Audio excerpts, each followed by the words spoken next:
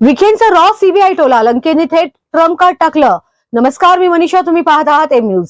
अहिल्यानगरचं राजकारण म्हणजे संघर्ष, आरोप प्रत्यारोप आणि सत्ता संघर्षाची रंगलेली कहाणी. आणि आता याच राजकारणात पुन्हा एकदा दोन नावं समोरासमोर आली आहेत, सुजय विखे पाटील आणि निलेश लंके. 2024च्या लोकसभा निवडणुकीत नगर दक्षिणच्या राजकारणाला मोठा धक्का बसला. निलेश लंके यांनी सुजय विखे पाटील यांचा पराभव करत लोकसभेत प्रवेश केला. त्यानंतर दोन्ही बाजूंमधील राजकीय संघर्ष वेळोवेळी समोर येत राहिला. पण यावेळी मुद्दा आहे दुबईचा, रॉ सीबीआयचा, डोनाल्ड ट्रम्पचा आणि नगर मनमाड रस्त्याचा. नेमकं प्रकरण काय आहे मंडळी? सिस्पे घोटाळा प्रकरणी आरोपी राहुल काळोखेचा शोध घेण्यासाठी लंके यांच्या टीमनं दुबईत जाऊन पुरावे गोळा केल्याचा दावा केला.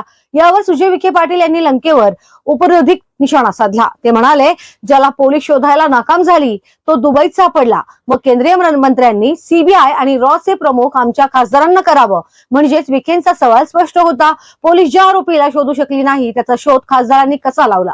पण विखेंचा हा टोला लंकेंना चांगलाच झोंबला आणि मग लंकेंनीही आपल्या खास शैलीत पलटवार केला. लंके म्हणाले, मला त्यांच्या वक्तव्याचं हसू आलं. नगर मनमाड रस्ता आणि डोनाल्ड ट्रम्प यांचा संदर्भच कुठे जुळत नाही. इतकंच नाही, लंकेंनी तर थेट मिश्किली अंदाजात म्हटलं, मी डोनाल्ड ट्रम्पला रिक्वेस्ट टाकणार आहे, तुम्हाला सहाय्यक लागला तर घेऊन जा. बस इथून विखे विरुद्ध लंके वादाला आणखी रंग चढला. पण खरी लढाई फक्त शब्दांची नाहीये मंडळी. नगर मनमाड रस्त्यावरूनही दोन्ही नेत्यांमध्ये जोरदार दावे प्रतिदावे सुरू आहेत. विखे पाटील यांनी हा रस्ता आपणच पूर्ण करणार असल्याचा दावा केला. त्यावर निलेश लंके यांनी थेट सवाल केला, तुम्ही आज कुठल्या पदावर आहात? ग्रामपंचायत सदस्यही नाही आहे. पुढे लंके म्हणाले की नगर मनमाड रस्ता माझ्याच काळात सुरू झाला आणि माझ्याच काळात पूर्ण होणार. तसंच रस्त्यांचं काम करणाऱ्या ठेकेदारावर कारवाई करण्यासाठी आपण केंद्रीय मंत्री नितीन गडकरी यांची भेट घेतल्याचं आणि संबंधित ठेकेदाराला ब्लॅकलिस्ट करण्याची प्रक्रिया पूर्ण झाल्याचंही त्यांनी सांगितलं. पण लंकेंचा सर्वात मोठा आरोप पुढे आला तो ठेकेदाराच्या मुद्द्यावरून. त्यांनी आरोप केला की जवळच्या व्यक्तींना काम मिळवून देण्यात आलं आणि त्याचा परिणाम रस्त्याच्या कामावर झाला. आणि मग पुन्हा विषय आला सिस्पे घोटाळ्याचा. लंके म्हणाले, सिस्पेच्या घोटाळ्याशी आमचा काहीही संबंध नाही, पण आमच्या नावानं एवढं रण पेटवलं गेलं.